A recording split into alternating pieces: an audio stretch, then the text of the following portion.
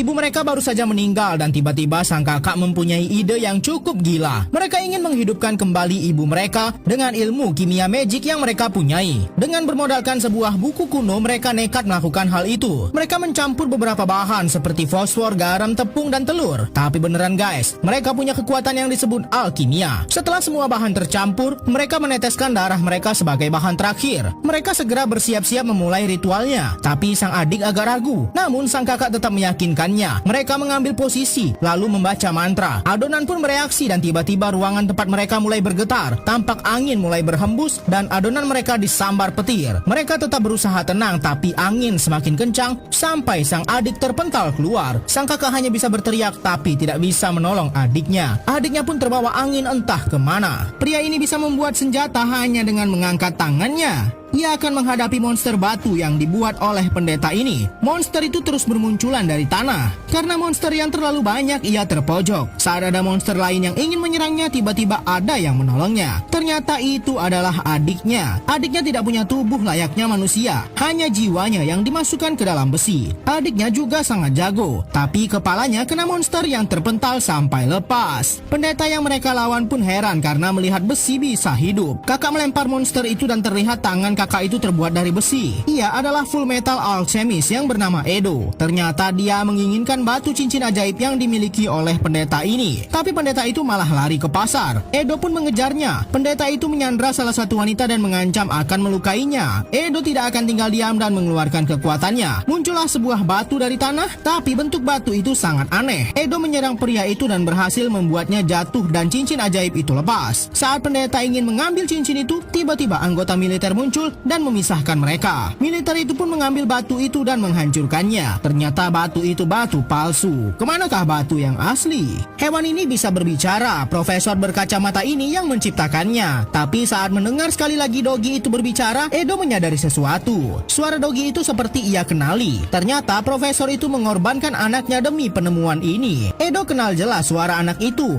Edo pun bangkit dan memukulnya. Edo sangat marah karena tak terima perbuatan profesor itu yang rela mengorbankan anaknya demi penemuan yang sangat menyedihkan. Padahal Edo berniat meminta pertolongan profesor ini untuk membantu ia mengembalikan tubuh adiknya yang sekarang jiwa adiknya ada di dalam besi. Edo terlihat sangat kecewa dan keesokan harinya Edo meminta pertolongan jenderal militer untuk menunjukkan tempat ia bisa menemukan batu ajaib yang bisa mengembalikan tubuh adiknya. Ia pun bergegas ke tempat yang ditunjuk oleh jenderal itu. Setelah sampai di sana, ternyata tempat itu hanya bangunan kosong. Edo tampak kesal karena jenderal itu ternyata berbohong. Sang adik yang sekarang merasuki besi ini pun kecewa. Edo merasa sangat bersalah dengan adiknya. Bagaimana lagi cara Edo mengembalikan